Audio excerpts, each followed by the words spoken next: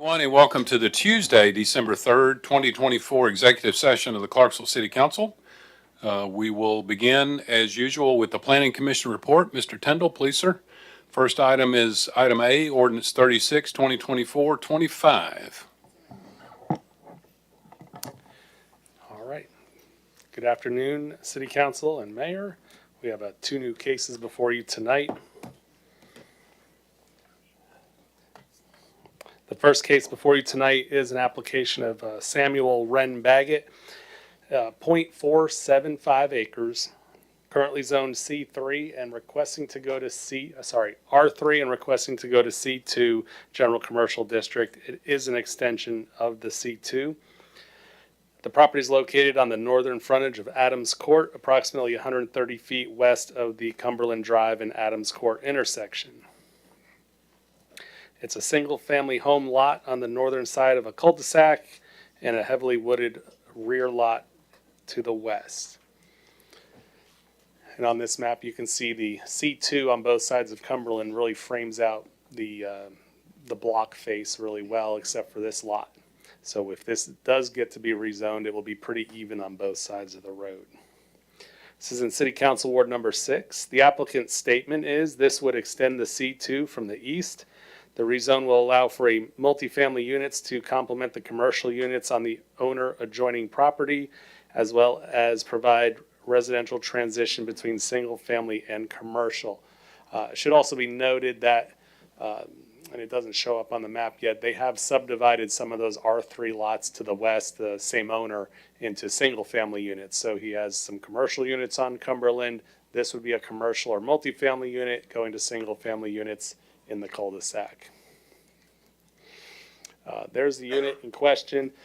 I can't speak for the applicant. They are looking into whether they can rehab it or they may tear it down and build some new construction. The C2 allows them to do either.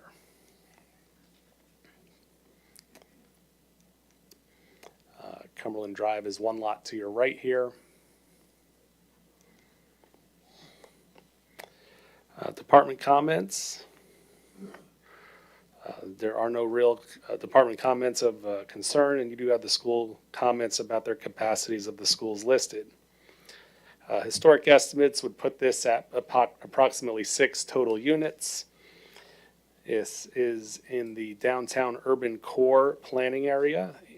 It is also in the urban core future land use.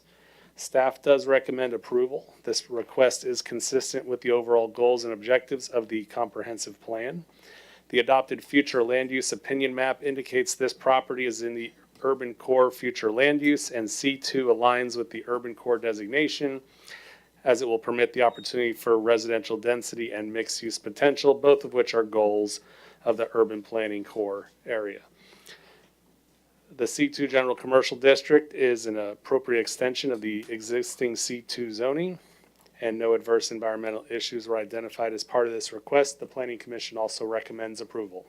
Thank you, Mr. Tyndall. Any comment or question from council? I thought I was a planning commissioner, raised my hand. Councilperson McLaughlin, you're recognized.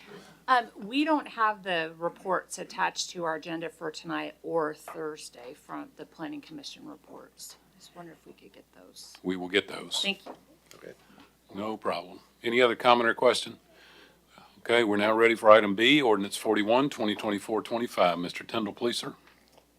All right. This next application is of David Brent Atkins. This is a total of 3.6 acres, and I'll call your attention to the screen here. It's a portion of, it's all R1 currently and requesting to go to R2A and R4. The R4 is to the left or to the west, 2.64 acres there, and then about a half an acre to the north and a half an acre to the south on the road, which would be to R2A. The R2A would permit frontage lots of single-family residential, and then the R4 would be for multifamily in the rear.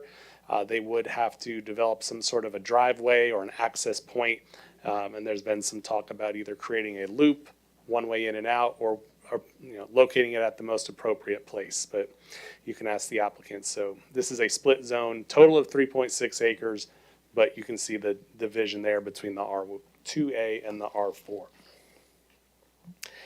It is not an extension of R2A. R4 is in the area, but it does not touch the property. It's a tract of land fronting 7 Mile Ferry Road north and west of Old 7 Mile Ferry Road and 7 Mile Ferry Road north. The property has a residential structure and an area behind the structure with varying topography. This is in Council Ward number 7. The applicant's statement is the zone change will improve affordable housing options in the area with an estimated unattached single family of 250 to 300,000 range for purchase and an attached single family 1,200 to 1,400 a month rent, 200 to 240,000 purchase, and the R2 and R4 will buffer existing R2 C2 to the south and R1 to the north. That's the applicant's statement. This is 7 Mile Ferry Road headed toward the bypass down there. And this is looking the other way. There is a curve, which was brought up at the public hearing, and you'll probably hear about it on Thursday. And this looks back towards the properties. That's an existing home that's off-site, and then you can see the properties in the rear, or the topography in the rear. That would be where the R4 would be situated.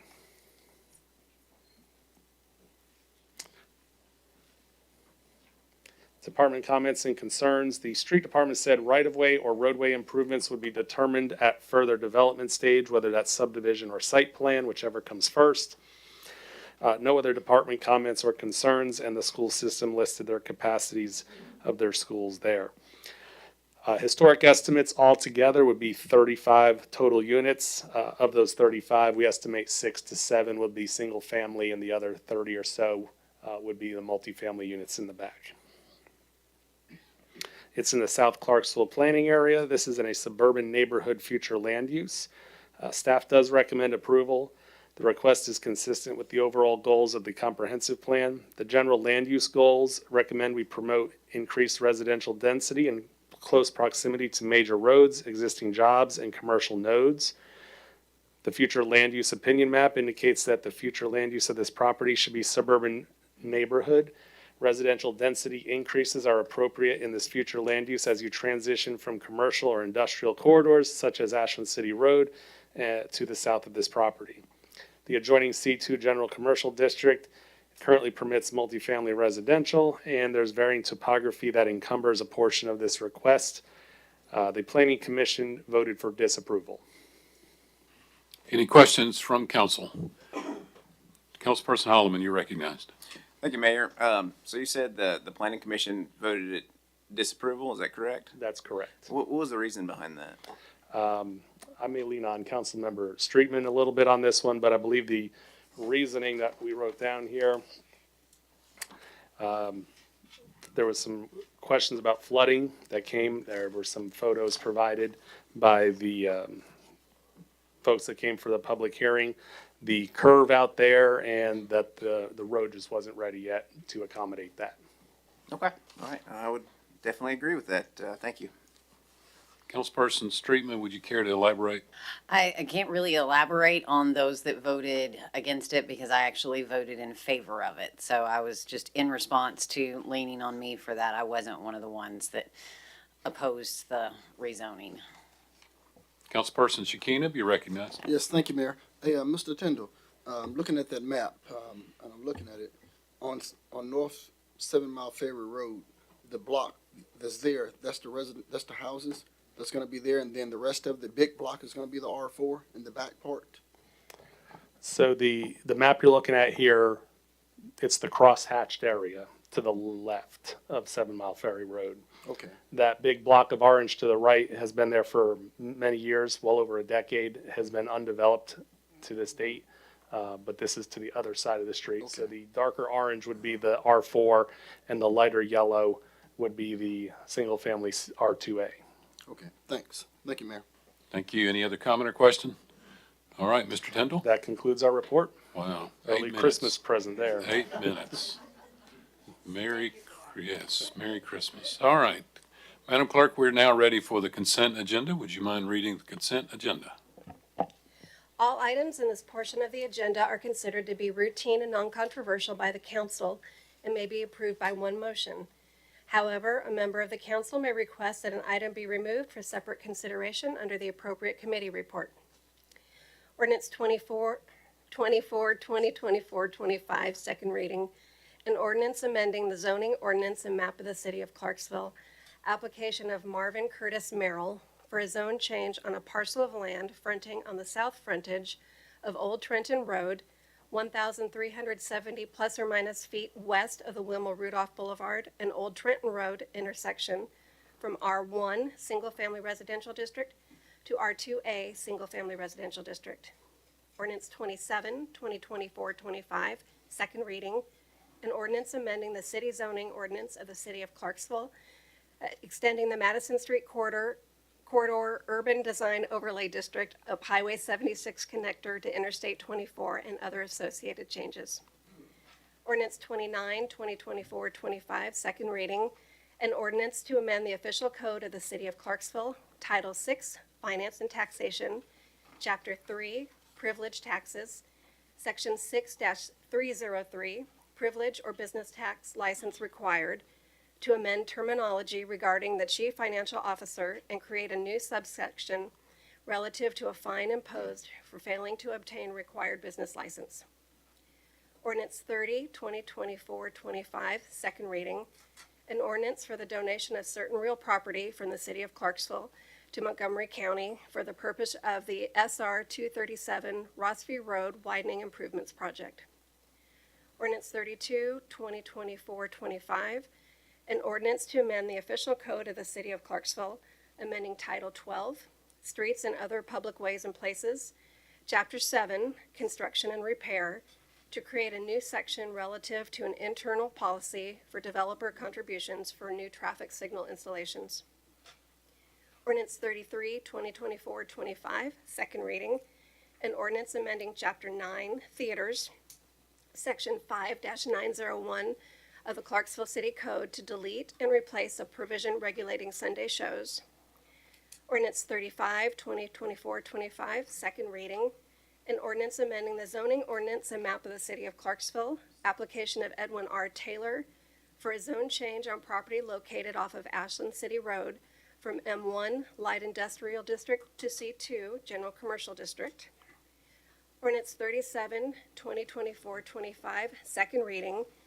An ordinance amending the zoning ordinance and map of the city of Clarksville, application of Byard and Mabry Holdings for a zone change on a portion of a tract of land fronting on the north frontage of Ringgold Road, 300 plus or minus feet east of the Ringgold Road and Brentwood Circle intersection from AG Agricultural District and R1 Single Family Residential District to R5 Residential District and R6 Single Family Residential District. Ordinance 2024-25, second reading. An ordinance amending the zoning ordinance and map of the city of Clarksville, application of MSM Capital for a zone change on a tract of land north of Needmore Road, west of Teakwood Drive, north of and adjacent to Treeland Drive, south of and adjacent to Erie Drive, from R2 Single Family Residential District to R4 Multiple Family Residential District. Ordinance 2024-25, second reading. An ordinance amending the zoning ordinance and map of the city of Clarksville, application of Exit 11 Properties, a Tennessee general partnership for a zone change on a tract of land fronting on the southwest frontage of Hornbuckle Road, 750 plus or minus feet northwest of the Highway 76 and Hornbuckle Road intersection from C4 Highway Interchange District to C5 Highway and Arterial Commercial District. Resolution 29-2024-25, a resolution approving appointments to the Access Management Board of Appeals, the Audit Committee, the Common Design Review Board, the Housing Authority Board, the Land Regulation Advisory Committee, the Museum Board, and the Solid Waste Board, and adoption of minutes from November 7th. Thank you, Madam Clerk. Any comment or question regarding the consent agenda? All right, we're, Sorry, I keep raising my hand. okay. Councilperson McLaughlin, you're recognized. Is it Monday 2.0? I'll be abstaining on the commission appointment to the Housing Authority as my daughter Caitlin is nominated for that position. All right, thank you. Any other comment or question regarding the consent agenda? Seeing nobody's hand up, we'll now ready for the Finance Committee. Chairperson Streetman, you're recognized. Thank you, Mayor. Ordinance 40, 2024, 25, first reading, an ordinance amending the operating and capital budgets for fiscal year 2025 for governmental funds. Ordinance 106, 2023, 24 for a grant award. The Finance Committee voted in favor of approval. Any comment or question? Councilperson Streetman. Resolution 25, 2024, 25, a resolution authorizing the mayor or his designee to enter into a lease agreement for property located at 1600 Needmore Road, previously approved for purchase by Ordinance 54, 2023, 24, for the purpose of road widening and a park complex. Both the Finance and Parks and Recreation Committees voted in favor of approval. Thank you. I've asked Mr. Bittner if he would to go over the highlights or high points of the lease.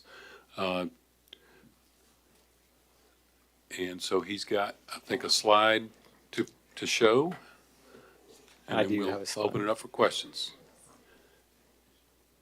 You didn't raise your hand, but you're recognized.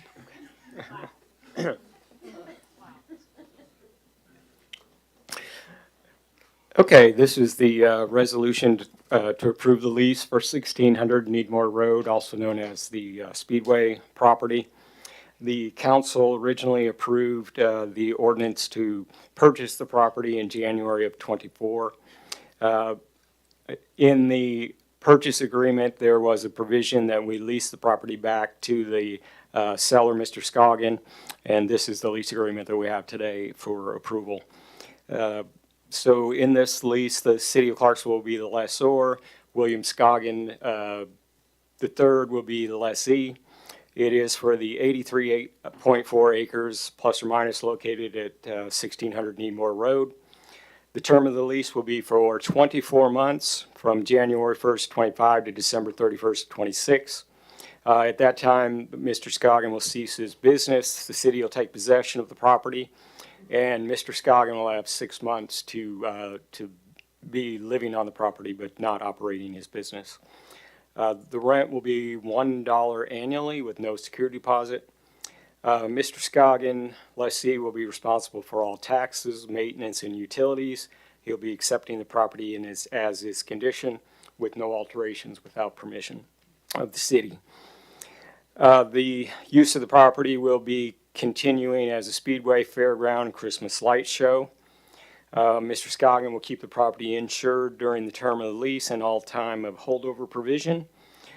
He will agree to hold harmless the city for all claims and identify the city for any injuries, expenses, costs, hazardous substances, etc.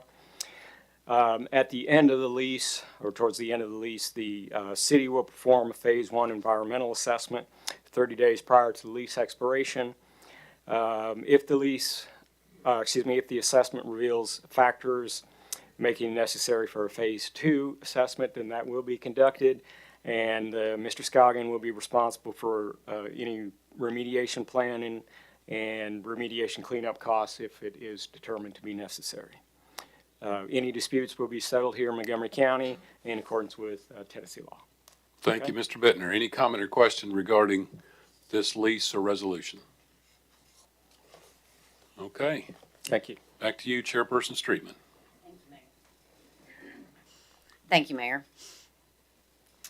Resolution 26, 2024, 25, a resolution to approve a hotel motel tax return document as required by state law. Finance Committee voted in favor of approval. Comment or question? Councilperson Reynolds, you're recognized. Can we just have like a explanation of what this is? Yes, as required by state law, if you impose an occupancy tax, the governing body, which is us, has to approve the actual form that the hoteliers will see, and it mirrors the county's form so that there's no confusion. So So- that's merely what we're doing here, just approving the form. So they'll have to report by hand. We're not gonna invest in any, like, No, they won't report by hand. They'll fill out the form. It is a fillable PDF. Did I say those words correctly? Okay, thank you. Yeah, it'll be all done online. But no automation. I mean, they'll have to have a separate accounting system to put these numbers in. They're already doing it for the county, Okay. using the same form, trying to make it as simple and painless as possible. Thank you. Thank you. Any more comment or question? Chairperson Streetman. Thank you, Mayor. Resolution 27, 2024, 25, a resolution requiring that the city's chief financial officer and/or mayor must be included in negotiations and must approve any agreements pertaining to the acceptance of payments in lieu of taxes proposed to be entered between the Clarksville Montgomery County Industrial Development Board and any of its lessees. The Finance Committee voted in favor of approval. Comment or question regarding this resolution? Councilperson Reynolds. Why is this just the mayor or the CFO and not, if it's a pilot, why would it not come back to the council if this is an issue? For an approval? Let's, Chairperson Streetman, go ahead, and then Ms. Maddow will be there for a lifeline. This is strictly as a resolution to state that that the mayor or the CFO must be involved in the negotiations. Pilots still have to come before the council for approval, but this is specifically to ensure that the city is involved on the front end and not the back end. But it says must approve, so it's giving the CFO approval authority. No, it's saying it must be included in negotiations and must approve any agreements. Any agreements pertaining to the acceptance of payments in lieu of. So They must approve the agreements. It still comes before the council to vote in favor of the pilot. But they must, either the mayor and/or the CFO must be involved in those negotiations and approve that pilot that is going to come before us to vote on. We would bring a recommendation to council. but this says that you can cancel the pilot before it gets to us. That's correct. Yeah, so I'm not sure that, I mean, that should be the authority. It's Approval or happening now. disapproval of the pilot should be at the city council It's level. happening without your even information right now. It is all happening without any of our information. This brings it to us so that the mayor and I are involved in what the project is going to be. And then we'll bring it to you and then you can turn it down or accept it. At least you'll get it. Well, We're not we'll getting only have- anything. We'll have a second shot of acceptance. We won't have first shot, because you can, according to this, you can deny it before it gets to us. Well, we don't want to bring a bad deal to the council for the city, so I think any deal we bring would have our recommendation for approval, much like the Planning Commission rezoning request, and then it's up to the council to debate whether it's a good idea or not. So it has to start somewhere. Right now, we're floundering, and there's things slipping through that we weren't aware of. So this puts a process into place where the mayor or the CFO have to be involved on the front end, get a deal together, and then bring it to council for ratification or denial. Does it come to us? I mean, but if you guys say no, then we never see it. You won't see it because it's not a deal that we want to bring to the city. It's not a viable deal. That's what's happening now, but we're just not involved in it. It's happening at the IDB. They're working with a developer, they're negotiating, they're determining if it's a viable pilot or not. And then they're not bringing them to you if they're not viable, and they're not bringing them to you if they are. They're just approving them, and then we're finding out on the back end. Like I just got notified of one that was approved in 23 that we didn't know about, and another one that was just approved in 24 that we didn't know about. They've already negotiated away our taxes, and we had no say. This at least gets us in the process. I have no questions, but I'm gonna have to look at it. Okay, thank you, Ms. Madden. Chairperson Streetman. That concludes my report, Mayor. Okay. Gas and Water Committee, Chairperson Holloman, you're recognized. Thank you, Mayor. I'll have a full report next week. Okay, thank you. Neighborhood and Community Services Committee, Chairperson Shekinab, you're recognized. Thank you, Mayor. I'll have a full report next week. Okay, Parks and Recreation Committee, Chairperson Zacharias, you're recognized. Thank you, Mayor. I'll have a full report on Thursday. Okay. No, I see what you did there. All right. And he didn't raise his hand. No, he didn't. Public Safety Committee, Chairperson Lovato, you're recognized. Thank you, Mayor. I'll have a full report on Thursday. Okay. Transportation, Streets, and Garage Committee, Chairperson will have a full report on December 5th. And now we are ready for new business. Item A, Resolution 28, 2024-25, a resolution requesting the Regional Planning Commission to perform a study with regard to the creation of a design overlay district for Fort Campbell Boulevard from Dover Road to State Line Road and return an ordinance for consideration by the Clarksville City Council. Councilperson McLaughlin, you're the sponsor. You're recognized. Thank you. As we discussed at last month's meeting, when we were discussing that the Ward 10 ordinance for the overlay on Dr. MLK, a couple of council members, including myself, mentioned that we were interested in design overlays for our area. And as much as I don't like reading what's in front of us, I'm going to read this, and I'll go fast because I think it's important to kind of show you the history of how I got to this point with the Fort Campbell Boulevard area. Whereas the council finds that unfettered development can lead to a host of problems that decrease property values and thus reduce the ad valorem property tax base. And whereas the city council finds that design overlay districts can lead to the maintenance of and to an increase in real property values and thus an increase in the ad valorem property tax base, which will help maintain, sustain, and increase city services without property tax increases. And whereas the city council finds that design overlay districts greatly enhance the aesthetics of our city by imposing architectural design guidelines and signage standards.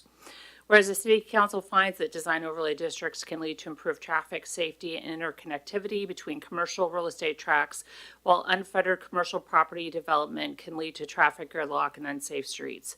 And whereas the city council finds that design overlay district standards can lead to the location of new businesses in an area, and whereas the Tennessee Wings of Liberty Museum is scheduled to open in early fall of 2025, and whereas Fort Campbell Boulevard will be the route that the museum visitors will take to visit our downtown and riverfront, and whereas design overlays and redevelopment pockets along Fort Campbell Boulevard have been discussed since 2017 and need to be updated and clarified for the welfare of the citizens requiring it. And whereas the city adopted the Clarksville Montgomery County Comprehensive Plan, which speaks to planning area improvements along Fort Campbell Boulevard, titled Fort Campbell Boulevard, North Clarksville, and Lafayette Puters Mill in the plan. And whereas the city council finds that one particular area of the city, specifically Fort Campbell Boulevard, needs to be studied by the Regional Planning Commission with regard to whether a design overlay district should be established thereon. I know what Mr. Tyndall's going to say. He's going to suggest that we pump the brakes and wait until all the processes are done on the rezoning, but he's aware that I've tried to do this before. It was actually 2 years ago that I sat down with him and the other department heads to talk about it. And as hard as we've tried to enforce codes, it's not enough to really make a difference when we have that museum opening. And I hear from constituents quite often, and I know the other council members that touch Fort Campbell Boulevard do as well, as it would be nice for us to be able to have services on the Fort Campbell Boulevard area versus having to travel to exit 4. We're challenged by the fact we don't have an interstate exit that has the car trips. 374 will probably never be pushed across the river in our lifetime, which would also add more car trips. So hopefully if we can work together and work with the Planning Commission to get some kind of standards out there with redevelopment pockets like they mentioned in the comprehensive plan, we might be able to get a jump start on this long talked about design overlay. Thank you. Thank you. Councilperson Streetman, you're recognized. Thank you, Mayor. I'll speak once instead of speaking twice since we have another one behind this, but I'm supportive of this measure, no different than I was here requesting it, and still requesting the support next week or Thursday for the one for Ward 10, but understanding that I can see not waiting, but pumping the brakes for a citywide plan that could come about with the zoning rewrite. However, as we stated before, those things could still be incorporated. Whatever that we decide or bring forward and put in place could still be incorporated as part of that zoning rewrite. But the sooner you can get on the front end of this, the better, because you're going to have more effect the sooner you get it in place, because I do believe we're going to continue to see things be redeveloped all along our major corridors. Councilperson Lovato, you're recognized. Thank you, Mayor. I'm also in support of this one and the next one. My question is there a way that we can put a deadline for the RPC to complete this so that we're not 5 years down the road when it's done? The simple answer is yes. Councilperson McLaughlin, you're recognized. Based on the previous question, I'll get with Mr. Tyndall and see what a reasonable amount of time is. And if we do come up with something, then we can try to bring that up on Thursday and maybe incorporate that for the following resolution. Thank you. Any other comment or question? All right, we're now ready for item B, Resolution 29, 2024-25, resolution requesting the Regional Planning Commission to perform a study with regard to the creation of a design overlay district for the Tiny Town Road and Return an Ordinance for consideration by the Clarksville City Council. The sponsor is absent due to work commitments. Councilperson McLaughlin, you're recognized. Basically, Councilmember Allen is echoing basically what was in the previous, in my resolution. And this is from Fort Campbell Boulevard all the way to Needmore Road would be the area of opportunity. And as I mentioned last month, this was actually part of what I tried to push years ago. So again, this has been discussed since 2017 as well. And she'll answer any questions that you'll have on Thursday. Councilperson Marquis, you're recognized. Thank you, Mayor. The sponsor called me previously to this meeting and just said that she would like me to remind everybody that she spoke about this at the last meeting. And you guys can go back and view that footage on how she feels about it. Thank you. Good point. She also spoke to the incoming council member for Ward 8, and he is in agreement. Councilperson Streetman, you're recognized. Thank you, Mayor. You both the two previous speakers, the mayor and the council person, stated what I was going to state, but I was also going to point out that the previous council person, which was Mr. David Allen, spoke when we first brought the resolution forward requesting the RPC to look at extending the one in Ward 10. He referenced wanting to do one for this as well. So just as the council person for Ward 2 stated, this goes back a long way as well. Okay, any more comment or question regarding this resolution? Seeing none, we're now ready for item C under new business, discussion item, Emergency City Seed Bank. Councilperson Holloman, you're the sponsor, you're recognized. Thank you, Mayor. All right, guys. So this is just kind of a discussion, just kind of an idea I've had for a while. So I'm not going to get into like all the disasters going on in our country, you know, like that continue to pile up on seem like a weekly, daily basis. But what this is this would just be a seed bank. We'd buy a bunch of seeds of plants and crops that we think can grow really well locally, and we would just store them just in case a rainy day. You know, I mean, if you go to the grocery store, you can see like sometimes a lot of items are hit and miss. So our logistic systems are pretty frail right now. So if something were to happen and it's like, oh man, like we've been a week in the city without a grocery shipment, we need to start planting some seeds. Like, so we've got a backup plan for it. And I just kind of wanted to hear y'all's opinion on it. Members of council, Councilperson Marquis, you're recognized. Okay, thank you. So I'm very into this type of stuff, so I actually really like this idea. My question would be, how would it be, I guess, maintained? Are we getting with the city forester, the tree board? Like, what are the logistics involved with this?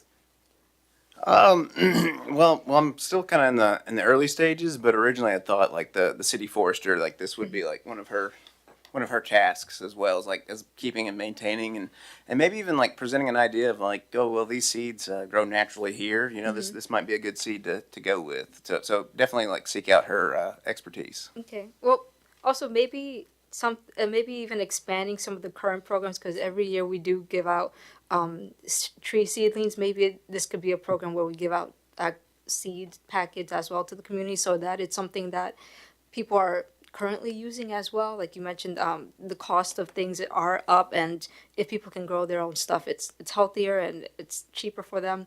If that's something that we could do by expanding that program, I think that'd be a good idea. But again, I would like to see more details on how we'll get that through. Okay, thank you. Councilperson McLaughlin, you're recognized. Thank you, Mayor. One suggestion would be to reach out to Carla Keene at the UTA Ag Extension Office. She's a great resource right in our local community, and she may have knowledge on similar programs in other communities.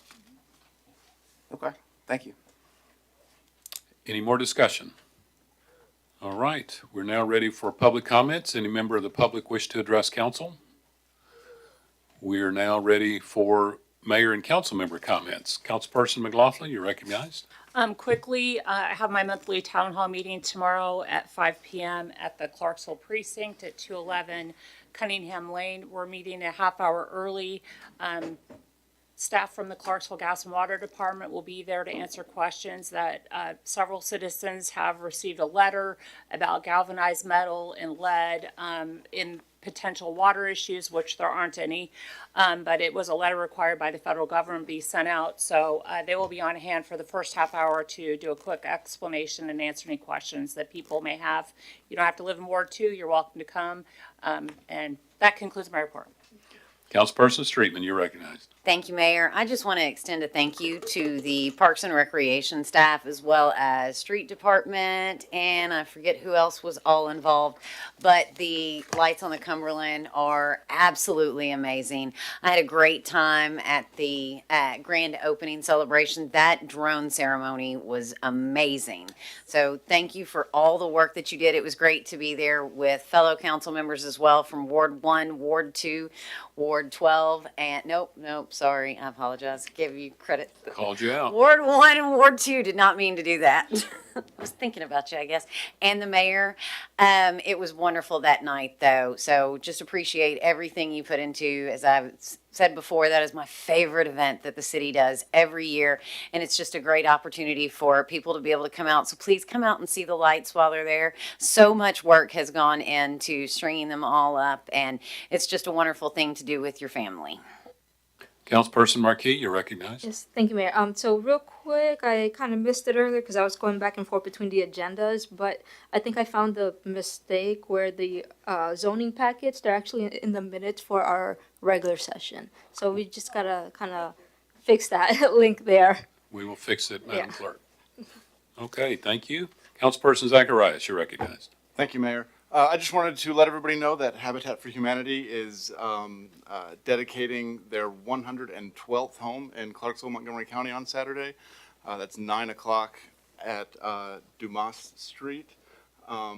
We'd love to see you out there and welcome this family home for the holidays. Thank you. Okay, any more comment or question or any more council member comments? All right, we will see you Thursday, December the 5th. We're adjourned.